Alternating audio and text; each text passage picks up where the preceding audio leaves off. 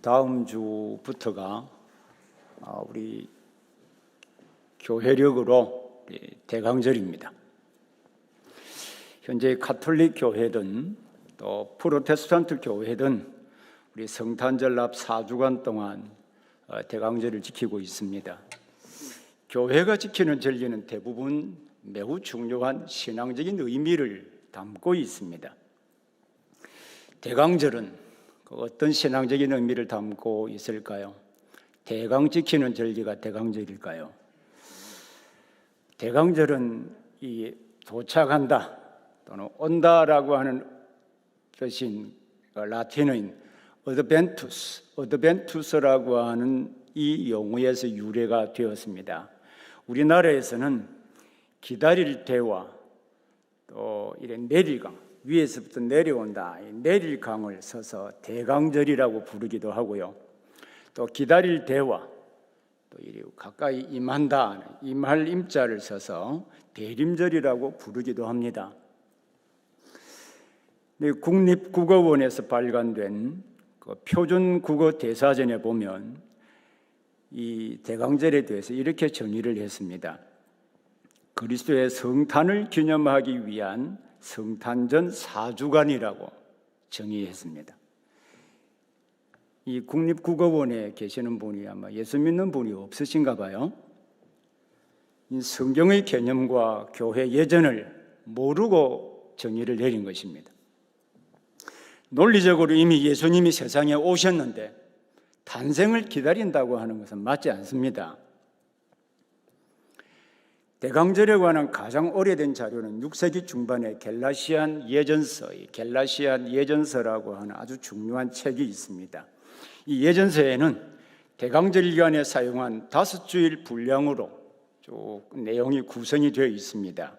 이는 당시에 성탄절 5주 전부터 이 대강절을 지켰다는 것을 의미하기도 합니다. 이 예전서에 대강절을 지킬 때 어떻게 대강절을 지켜야 되는지 몇 가지 중요한 힌트가 있습니다. 첫째로는 과거에 이미 오신 예수님의 탄생이 주는 의미를 이 대강절에 되새겨 본다는 것입니다. 둘째로는 현재 그리스도 안에서 어떻게 하나님과 만나 교제할 수 있는가, 여기에 강조점을 두고 지키고 있습니다. 세 번째로는 미래에 구약의 선지자들이 예언한 대로 메시아가 오셔서 구속사역을 이루시고 하늘로 올라가신 것이 사실이라고 한다면 예수님이 친히 말씀하신 대로 완전한 하나님의 나라를 세우시기 위하여 오실 날, 그 재림도 역사적인 사실이 된다는 것입니다. 그래서 대강절은 메시아를 보내실 것이라고 약속하신 대로 오신 예수님과 그의 사역과 그 의미를 되새기고 또한 완전한 나라를 세우시기 위하여 다시 오실 날을 소망하며 기다리는 절기가 대강절입니다. 우리 다음 주부터 이 대강절을 함께 지킬 때 우리 성도들은 이미 이 세상에 오신 주님이 누구이시며 다시 오실 주님을 어떻게 맞이하며 우리가 들어가게 될 그 나라에 대하여 기록된 하나님의 말씀을 찬찬히 읽으시면서 공부하시면 우리 구원의 신부하고 깊은 세계를 더 깊이 이해하게 되리라고 생각합니다. 오늘은 하나님이 세상을 사랑하여 보내신 독생자가 누구이시며 그를 믿는다는 것은 어떤 의미인지를 살펴보려고 합니다. 이 본문은 성경 가운데 가장 많이 알려지기도 하고 사람들에게 많이 사랑받는 구절이기도 하지요. 저는 개인적으로 이 말씀을 성경 가운데 뜻도 모르면서 맨 먼저 외웠던 구절이기도 하고요. 또 찬송으로도 맨 먼저 불렀던 성구이기도 합니다. 그럼 요한복음 3장 16절을 다시 한번 보시죠. 자, 하나님이 세상을 이처럼 사랑하사 독생자를 주셨으니 이는 그를 믿는 자마다 멸망하지 않고 영생을 얻게 하려 하심이라. 이 말씀은 어린이 찬송으로도 많이 알려져 있는데 어른이 되어서 이 동심의 세계를 잊어버리고 우리 어른들이 많이 살고 너무 계산적으로 살잖아요. 그래서 어린이 동심으로 돌아가서 우리 하나님이 세상을 이처럼 사랑하사 2번을 같이 한번 불러보죠. 예, 한번 앞에 보시고 같이 부르시면 됩니다. 제일 마지막에 요한복음 3장 16절 하시면 됩니다.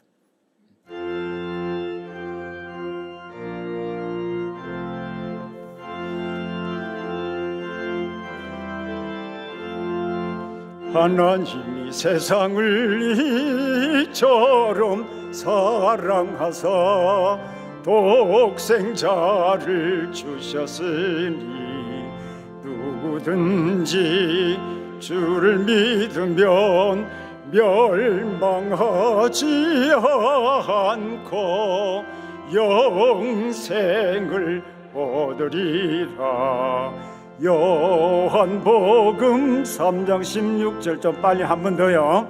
하나님이 세상을 이처럼 사랑하사 독생자를 주셨으니 누구든지 주를 믿으면 멸망하지 않고 영생을 얻으리로다.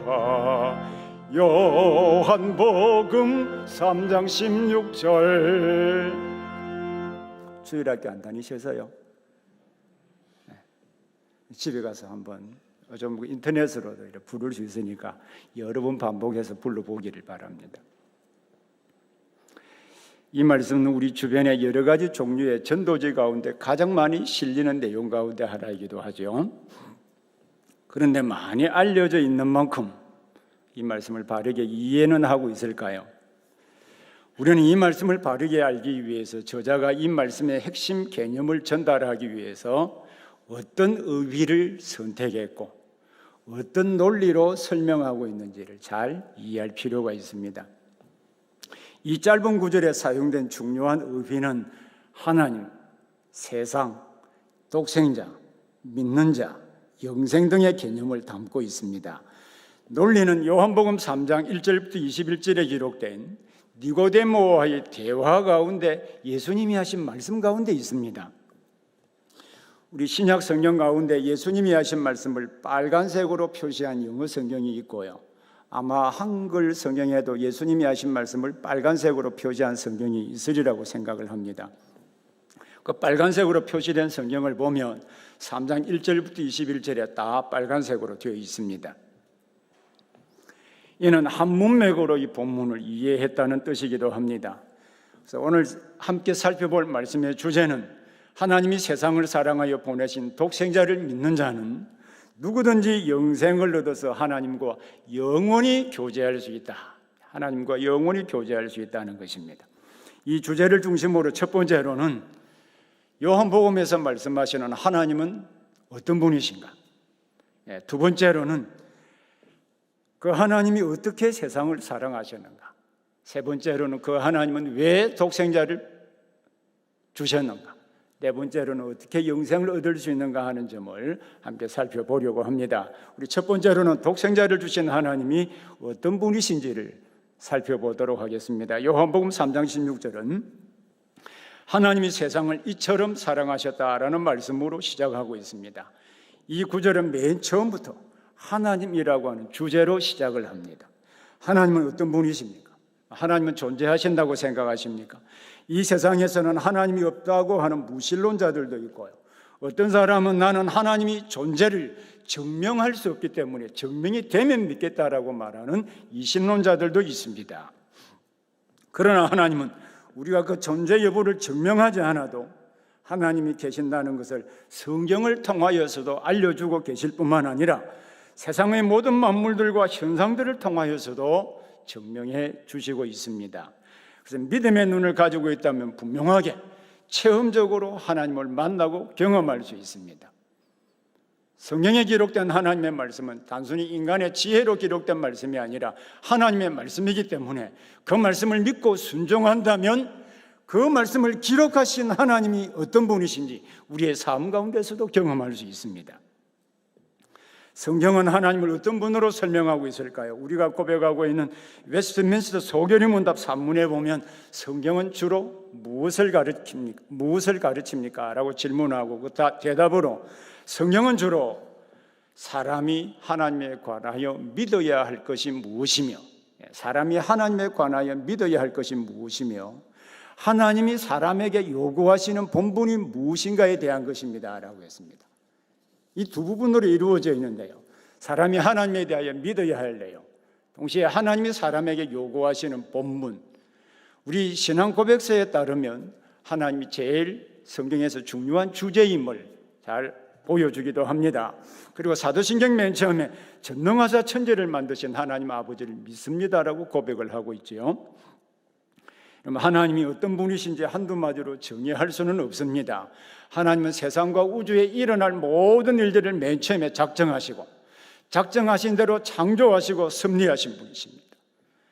그리고 그 땅을 통치하시는 분이시기도 하지요. 마태복음 10장 29절에 보면 참새 2마리가 한 아사리온에 팔리지 않느냐. 그러나 너희 아버지께서 허락하지 아니하시면 그 하나도 땅에 떨어지지 아니한다고 말씀하시며, 심지어 하나님의 백성들을 얼마나 소중하게 여기시겠느냐고 말씀하셨습니다. 요한복음 문맥에서 하나님과 예수님이 역시 동일한 분으로 설명을 하고 있습니다. 우리가 잘 아는 요한복음 1장 1절부터 3절의 말씀을 함께 보겠습니다. 다 같이 함께 읽겠습니다. 요한복음 1장 1절부터 3절입니다. 태초에 말씀이 계시니라. 이 말씀이 하나님과 함께 계셨으니 이 말씀은 곧 하나님이시니라. 그가 태초에 하나님과 함께 계셨고 만물이 그로 말미암아 지은 바 되었으니 지은 것이 하나도 그가 없이는 된 것이 없으니라. 이게 말씀은 예수님이시죠. 예수님은 동시에 하나님이십니다. 이 하나님의 속성면에서 하나님은 우리의 인간의 이성적인 능력으로는 다 이해할 수 없습니다.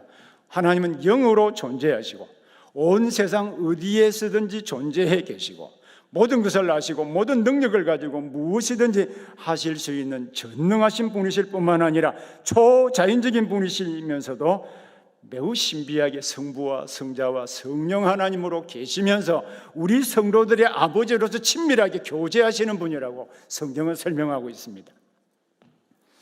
웨스트민스터 소결의문도 제3월에 보면 하나님은 어떤 분이신가 라고 설명할 때 우리가 잘 아는 내용입니다. 한번 보시죠. 다 같이 함께 읽겠습니다.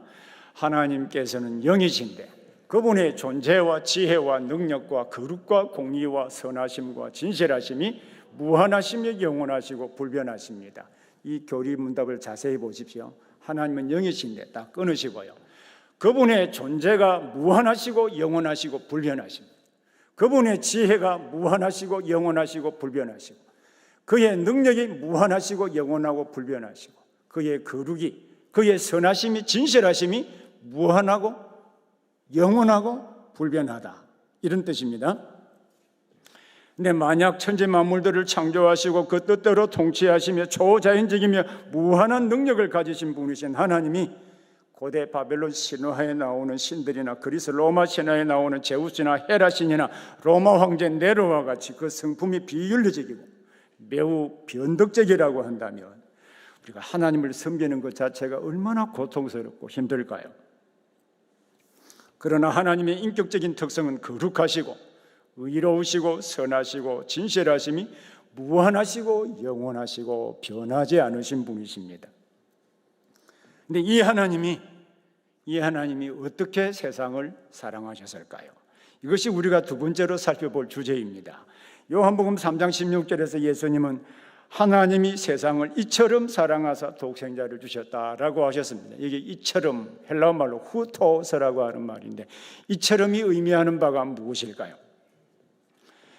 이러한 방법으로라고 하는 뜻입니다. 그래서 이 단어가 의미하는 것이 무엇인지 알기 위해서 성경 다른 곳에 이처럼 또는 이같이라고 하는 이 동일한 단어가 어떻게 서였는지를 보면 대본에 이해할 수 있습니다.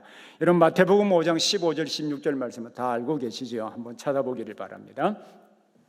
마태복음 5장 15절 16절입니다. 같이 읽겠습니다. 사람이 등불을 켜서 말 아래에 두지 아니하고 등경 위에 두나니 이러므로 집안 모든 사람에게 비치느니라. 이같이 너희 빛이 사람 앞에 비치게 하여 그들로 너희 착한 행실을 보고 하늘에 계신 너희 아버지께 영광을 돌리게 하라. 여기에 16절 이같이 너희 빛을, 이같이는 앞에 있는 것과 같이라는 뜻이겠죠. 사람이 등불을 말 아래 두지 아니하고 등경 위에 두어서 집안 모든 사람에게 비치게 합니다. 이와 같은 방법으로 우리 안에 있는 빛을 사람 앞에 비추게 해야 된다는 뜻이죠. 그래서 사람들이 그 착한 행실을 보고 하나님께 영광을 돌리게 해야 된다는 뜻입니다. 그렇다고 한다면 요한복음 3장 16절의 동일한 단어인 이처럼은 무엇을 말하는 것일까요? 이것은 병행구인 요한복음 3장 14절 15절과 연관이 되어 있습니다. 자, 14절 15절 말씀 보시죠. 자, 이 말씀도 같이 읽겠습니다. 모세가 광야에서 뱀을 든 것 같이 인자도 들려야 하리니 이는 그를 믿는 자마다 영생을 얻게 하려 하심이니라 했습니다. 그럼 모세가 광야에서 뱀을 들었다는 것은 어떤 사건이 연상이 되십니까? 이 사건은 민수기 21장 9절에 기록된 사건으로 애굽에서 나온 이후 광야 생활 39년 6개월이 지난 이후에 이제 가나안에 들어가기 직전에 에돔이라고 하는 나라가 있는데 이 나라를 빙 둘러서 우회하려고 할 때 이 이스라엘 백성들이 하나님과 모세를 원망한 사건입니다. 그들은 지난 40년 동안 하나님께서 만나와 메추라기로 먹이시고 반석을 갈라 물을 마시게 하셨음에도 불구하고 이를 하찮은 음식이라고 하면서 싫어한다고 말했습니다. 그때 하나님은 불뱀을 보내어서 죽게 하셨습니다. 그러자 모세가 백성들을 위해 기도하자 놋뱀을 만들어서 하나님께서 장대 위에 달게 하시고 그것을 보는 자는 살 것이라고 말씀하셨습니다. 하나님의 말씀을 믿고 놋뱀을 쳐다보는 자는 다 당시에 살았습니다. 이같이 인자도 들려야 할 것이고 그를 믿는 자마다 영생을 얻을 것이라고 하셨습니다. 요한복음 3장 16절에서 이처럼은 바로 구약시대에 하나님이 어떤 분이신지를 보여주셨음에도 불구하고 불평하고 원망한 이스라엘 백성들에게 놋뱀을 만들어서 들어 살리신 것처럼 세상을 그들이 계속해서 반역하고 불평하고 원망했다 할지라도 그들을 사랑하여서 불뱀을 만들어서 놋뱀을 만들어서 쳐다보는 자는 살게 하였듯이 바로 예수님을 세우셨다는 것입니다. 바로 이것이 하나님이 세상을 사랑하신 방법 가운데 하나입니다. 자, 그러면 여기서 하나님이 세상을 사랑하셨다고 할 때 그분의 사랑의 대상인 세상은 무엇을 말하는 것일까요? 이 세상은 헬라어 말로 코스모스입니다. 여러분 잘 쓰는 화장품도 코스메틱이라고 그러죠. 코스모스, 우주도 코스모스입니다. 성경에 세상이라는 용어를 사도 요한은 요한복음에서 78번이나 사용을 하고 있습니다. 성경에 세상이라는 용어는 4가지 의미로 사용되고 있습니다. 첫 번째로는요, 세상은 하나님께서 만드신 온 세상, 우주 질서를 말할 때 코스모스, 세상이라고 말합니다. 두 번째로는 세상은 일반적으로 세상 속에 살고 있는 모든 사람을 가리켜서 말할 때도 세상이라고 표현하고 합니다. 세 번째로는 세상은 하나님께 대적하는 자의 의미로도 역시 세상이라고 표현합니다. 네 번째로는 인간 행동의 배경이 되고 있는 가치관과 사상과 철학 등을 말하는 것으로도 사용되고 있습니다. 이 첫 번째, 두 번째, 세 번째, 네 번째 가운데 아마 두 번째 의미인 모든 사람을 가리키는 것이라고 아마 생각할는지도 모르겠습니다. 자, 그렇다고 한다면 이 요한복음의 기록자인 이 사도 요한이 알기 쉽게 하나님이 세상 모든 사람들을 이처럼 사랑하셨다라고 말해도 될 텐데 왜 세상이라고 하는 용어를 사용했을까요? 이 세상이라는 용어는 중위법으로 썼기 때문입니다. 이 중위법은 학교에서 배우셨죠? 중위법의 정의를 앞에 보시죠. 하나의 단어에 2가지 이상의 뜻을 나타내는 수사법을 가리켜서 중위법이라고 합니다. 하나님은 창조하신 모든 만물들을 사랑하셨습니다. 그리고 세상에 사는 모든 사람들도 역시 사랑하셨습니다. 하나님은 사람의 죄로 말미암아 왜곡된 만물과 사람을 역시 사랑하셨기 때문에 회복시키기를 원하셨습니다. 하나님은 그가 창조하신 우주와 세상과 그 안에 있는 자연과 사람을 모두 사랑하셨습니다. 그래서 예수님께서는 하나님이 세상을 사랑하시기 때문에 하나님이 독생자를 주셨다라고 하셨습니다. 그러므로 세상은 중의적인 의미로 이 4가지를 다 포함을 하고 있습니다. 자, 그러면 여기서 독생자라고 하는 말은 어떤 의미로 이해를 해야 될까요? 우리가 고백하고 있는 사도신경에는 외아들, 동일한 단어입니다만 외아들이라고 번역을 했습니다. 이 외아들이라고 번역함으로 말미암아 오해할 가능성이 제법 있지요. 대개 사람들은 이러한 질문을 매우 이상하게 생각을 합니다. 하나님은 전능하신 분이신데 왜 아들을 한 분밖에 두지 못할까? 그리고 하나님에게는 아들이 있다면 하나님의 아내는 누구냐? 많은 사람들은 의식적으로나 무의식적으로 이러한 방식으로 생각하곤 합니다. 특히 그리스 로마 신화에 익숙해 있는 사람들은 제우스와 그의 부인 헤라가 있는 것처럼 하나님께서도 다신론 개념으로 이해하여 여러 부인들이 있는 것으로, 여러 아들을 둘 수 있는 것으로 생각하는 사람들도 있습니다.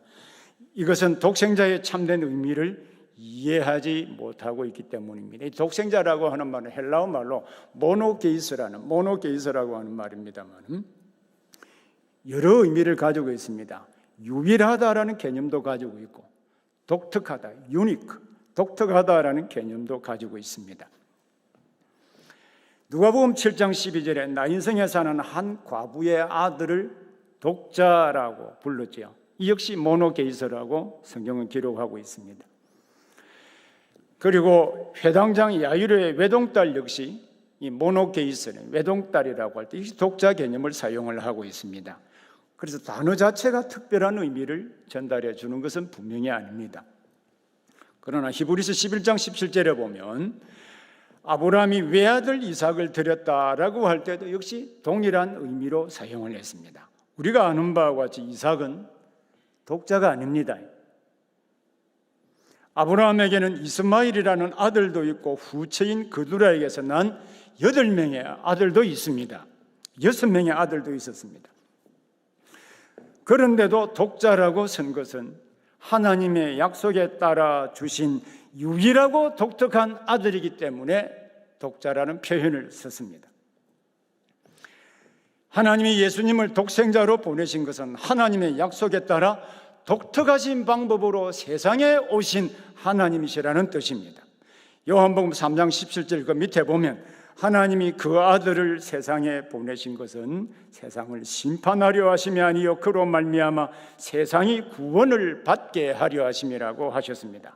그러므로 독생자는 세상을 구원하시기 위해 하나님께서 처녀 마리아의 몸에서 성령으로 잉태되어서 사람의 몸을 입으시고 오신 분을 가리켜서 독생자라고 부릅니다. 여기에 우리가 믿는 기독교 교리에 매우 신비하고 놀라운 부분이 있습니다. 이것을 신학적인 용어로 이 성육신이라고 부릅니다.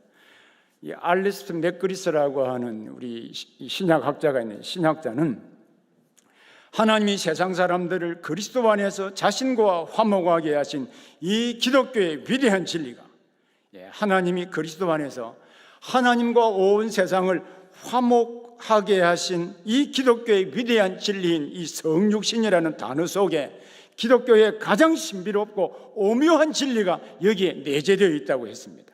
그리고 하나님은 우리를 구속하시기 위하여 대리자를 보내신 것이 아니라 하나님이 직접 땅에 찾아오셨다라고 했습니다. 이것이 성육신의 개념입니다. 왜냐하면 죄를 대속하려면 죄가 없는 사람이 되어야 하기 때문이고 동시에 하나님과 화목하게 하려면 신적인 존재가 되어야 하기 때문에 죄 없는 사람도 만족해야 되고 동시에 하나님과 사람 사이에 중보자 역할도 감당해야 되기 때문에 참 신이 되어야 합니다.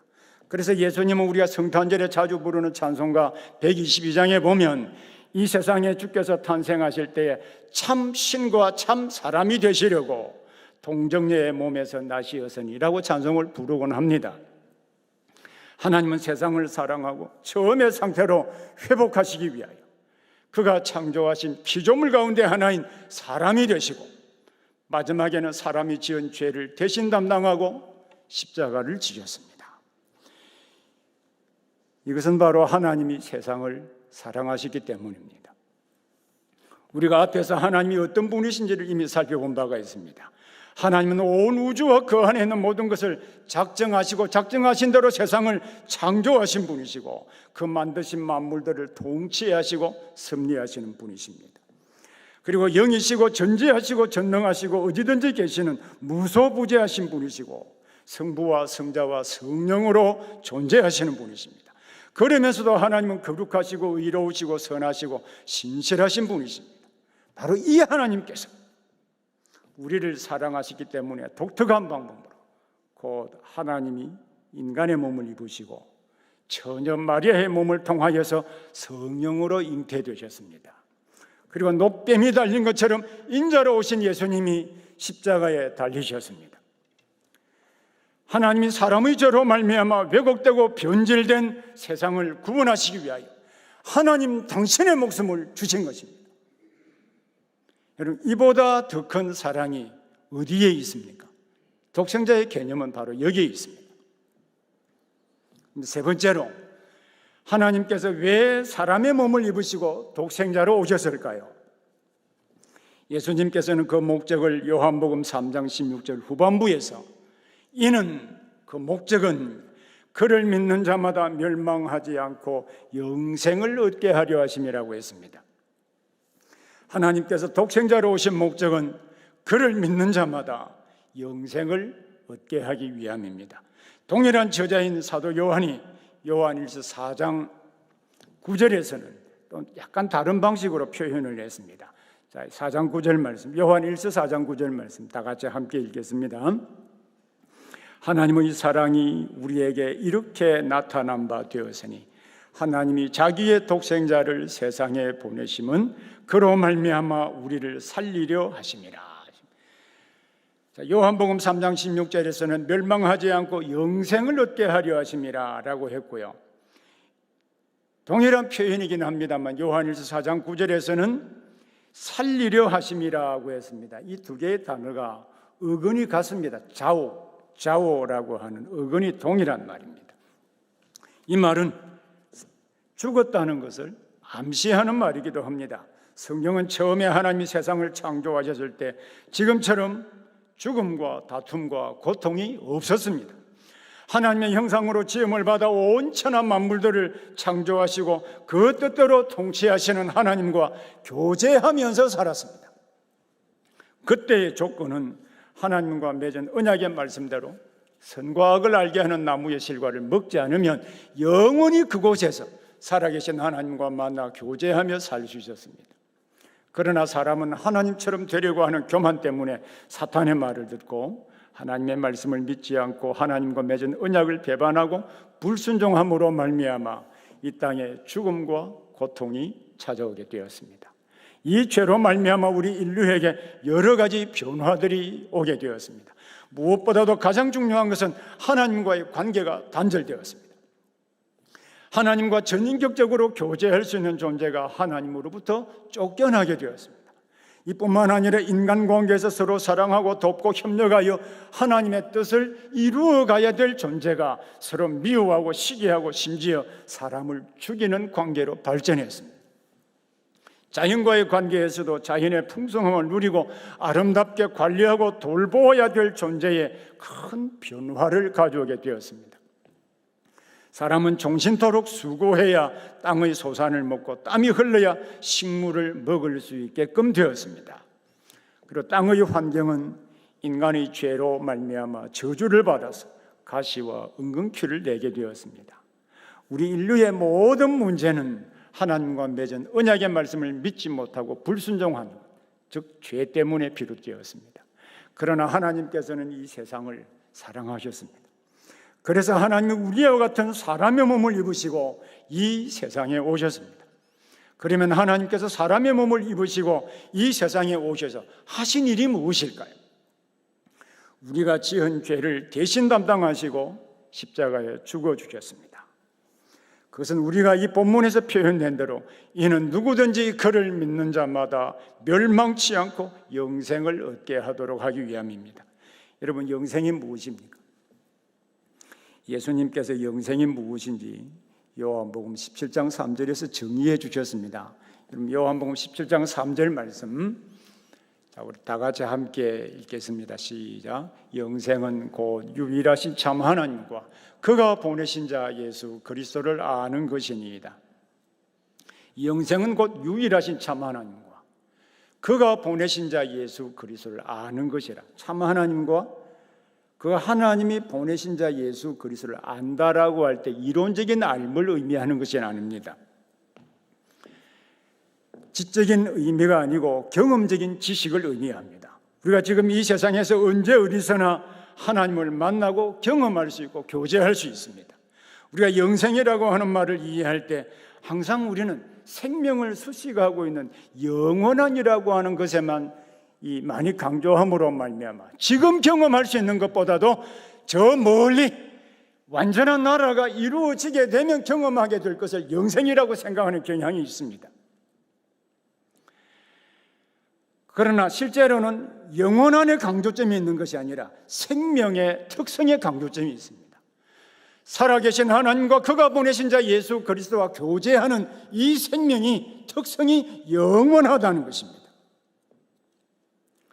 그래서 영생은 지금 이 세상에서도 경험될 수 있고 마지막 날 영원히 경험될 수 있습니다. 그래서 영생은 현재적인 성격과 미래적인 성격을 함께 가지고 있는 것입니다. 이것이 영생의 개념입니다. 자, 그렇다고 한다면 지금 여러분은 영생을 얻었습니까? 얻었습니다. 네, 지금 얻었다면 그 생명이 변하지 않고 영원토록 지속되는 것입니다. 이러한 영생의 개념을 이해하게 된다면 우리 인생에게 있어서 가장 중요한 것이라는 사실을 알 수가 있습니다. 왜냐하면 영생은 살아계신 하나님, 온 천하 만물들을 창조하시고 그 뜻대로 통치하시는 전지하시고 전능하신 그 하나님, 모든 것을 회복하시는 하나님과 지금 여기에서뿐만 아니라 언제든지 시공간의 제약을 받지 않고 교제할 수 있는 분이시기 때문입니다.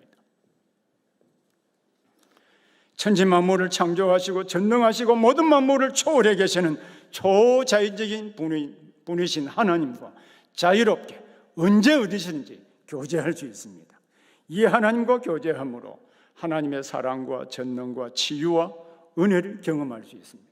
교회 안에 기적이 일어나게 되고 암 환자가 치료되는 것은 살아계신 하나님과 함께 교제함으로 가능한 것입니다. 그러므로 모든 성도들에게는 이러한 기적이 살아계신 하나님과 교제하는 생명을 가지고 있다면 항상 이러한 기적은 열려 있는 것입니다.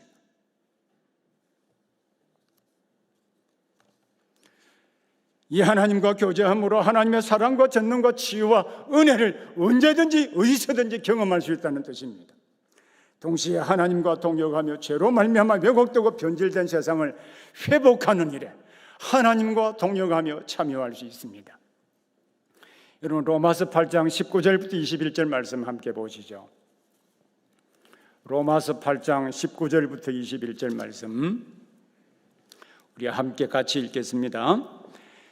피조물이 고대하는 바는 하나님의 아들들이 나타나는 것이니 피조물이 허무한 데 굴복하는 것은 자기 뜻이 아니요 오직 굴복하게 하시는 이로 말미암음이라. 그 바라는 것은 피조물도 썩어짐의 종로를 한 데서 해방되어 하나님의 자녀들의 영광의 자유에 이르는 것이니라. 여러분, 19절에 하나님의 아들들, 21절에 하나님의 자녀들은 누구를 말하는 것일까요? 예수 그리스도의 구속함을 믿음으로 말미암아 구원받은 하나님의 백성들입니다. 피조물들이 왜 기다릴까요? 구속받은 하나님의 백성들이 이제 새로운 생명을 얻음으로 말미암아 그 사람이 타락함으로 말미암아 변질된 피조물을 회복시킬 것이기 때문입니다. 그래서 세상을 사랑하사라고 하는 표현을 쓴 것입니다. 마지막 날에 또한 주님이 재림하시게 되면 영원히 죽음과 고통과 시기와 다툼이 없는 그 나라에서 함께 살게 될 것입니다. 하나님은 바로 이를 위하여 독생자를 보내어 주셨습니다. 하나님께서 친히 육신의 몸을 입으시고 이 세상에 오신 것입니다. 동시에 우리의 모든 죄를 다 담당하시고 십자가에 죽으신 것입니다. 이제 네 번째로 살펴볼 주제는 그러면 우리가 어떻게 이 영생을 경험할 수 있는가 하는, 예수님께서 말씀하시기를 하나님이 세상을 이처럼 사랑하사 독생자를 주셨으니 이는 그를 믿는 자마다 멸망하지 않고 영생을 얻게 하려 하십니다. 믿는 자마다 영생을 얻게 된다고 했습니다. 우리가 독생자를 믿으면 지금 현재 생명을 얻고 마지막 날에 영원한 생명을 얻게 될 것입니다. 예수 그리스도를 독생자로 믿어야 할 중요성은 바로 여기에 있습니다. 그런데 우리가 잘 아는 바와 같이 믿음은 분명 하나님이 주시는 선물입니다. 사도 베드로가 마태복음 16장 17절에서 예수님 앞에 주는 그리스도시요 살아계신 하나님의 아들입니다. 예수님을 가리켜서 당신은 그리스도이시고 메시아이시고 하나님의 아들입니다라고 신앙을 고백할 때 예수님께서 이런 말씀을 하셨습니다. 마태복음 16장 17절에서 이를 내게 알게 한 이는 혈육이 아니요 하늘에 계신 내 아버지라라고 하셨습니다. 믿음은 우리 인간 편에서의 노력이나 지혜나 또는 도덕적으로 선하게 산다고 해서 가지게 되는 것이 결코 아닙니다. 하나님께서 친히 하나님의 말씀에 대하여 믿음의 눈을 열어주셔서 그 모든 사실이 믿어지게 해 주셨기 때문입니다. 여러분들이 지금 예수 그리스도의 복음을 믿는다면 그 믿음 이전에 하나님의 성령께서 우리의 믿음의 눈을 열어주시고 믿어지도록 역사해 주셨기 때문에 가능한 것입니다. 그래서 믿음은 하나님 편에서 값없이 주시는 은혜입니다. 하지만 동시에 믿음은 믿는 자의 편에서 볼 때 개인적인 책임도 있습니다. 하나님께서는 우리를 로봇이나 꼭두각시로 창조하지 않으시고 자유의지를 가진 존재, 즉 인격적으로 자유롭게 결정할 수 있는 이성적인 능력을 모든 하나님의 형상인 사람에게 주셨습니다. 그러므로 내 자신이 믿지 않으면 구원을 받을 수가 없습니다. 그래서 믿음은 하나님의 선물이지만 동시에 내가 믿지 아니하면 안 되는 인간의 책임적인 요소도 함께 가지고 있습니다. 안토니 후크마라고 하는 유명한 우리 칼빈 대학교의 신학자는 이 믿음에 대하여 설명하시기를 하나님이 믿도록 도와주시는 주권적인 은혜 100%, 사람이 하나님에 대하여 믿어야 될 책임적인 부분 100% 이퀄 몇 퍼센트? 100%라고 했습니다. 하나님의 선물로 주신 주권적인 은혜에 못지않게 우리가 하나님이 행하신 크고 놀라운 사실을 믿는 것도 동일한 중요성을 가지고 있다는 뜻입니다. 그래서 요한복음 20장 30절 31절에 보면 한번 찾아보시죠. 요한복음이 기록한 목적이기도 한데요. 요한복음 20장 30절 31절 말씀 다 같이 함께 읽겠습니다. 예수께서 제자들 앞에서 이 책에 기록되지 아니한 다른 표적도 많이 행하셨으나 오직 이것을 기록하면 너희로 예수께서 하나님의 아들 그리스도이심을 믿게 하려 하며 또 너희로 믿고 그 이름을 힘입어 생명을 얻게 하려 함이라.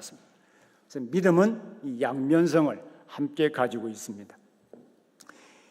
여러분은 하나님이신 예수님께서 1차적으로 선택하시고 하나님이 독생자로 오셨다는 사실을 믿어지게 해주셨습니다만 또 한편으로는 예수님을 하나님의 아들로 믿고 우리 대신 십자가에 죽으신 것을 믿었기 때문에 영생을 얻게 된 것입니다.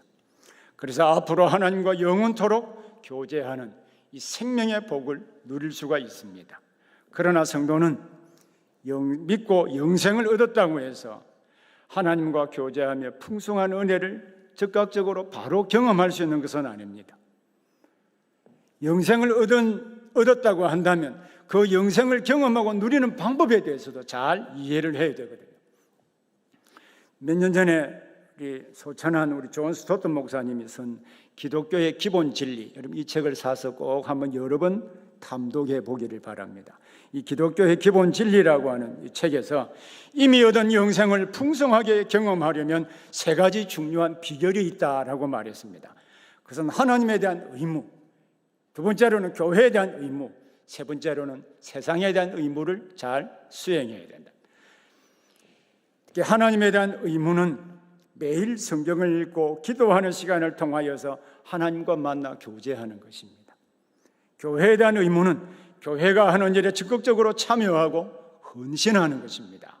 세상에 대한 의무는 다른 사람들을 그리스도께 인도하는 노력과 함께 가난하고 고통받는 이웃들을 멸시하지 말고 그들과 함께 삶을 나누고 봉사하고 섬기는 삶입니다.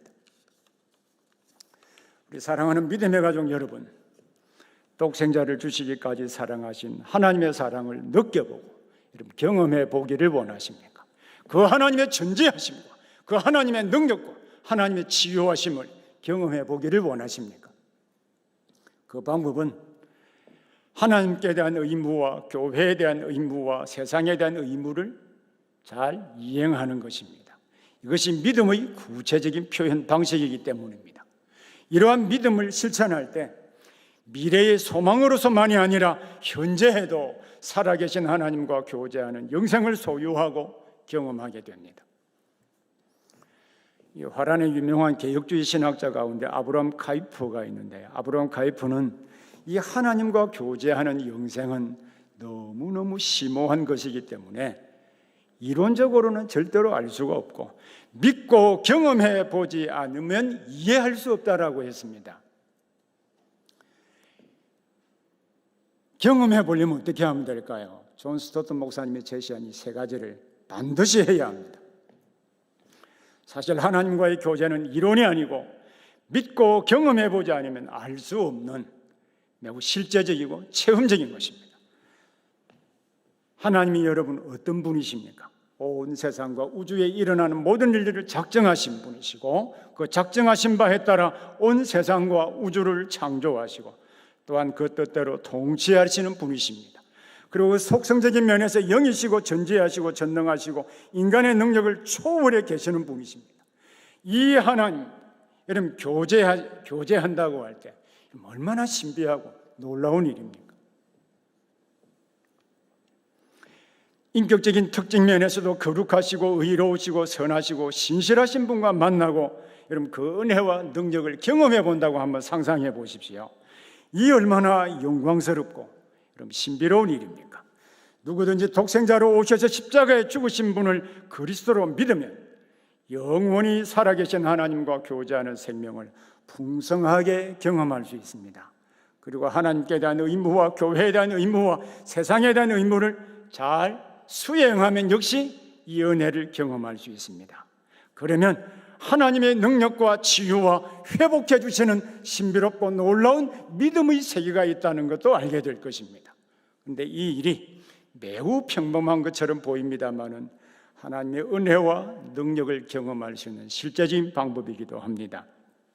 이 토대 위에서 하나님과 동역하며 죄로 말미암아 왜곡되고 변질된 세상을 회복하는 복된 성도들이 되기를 바랍니다.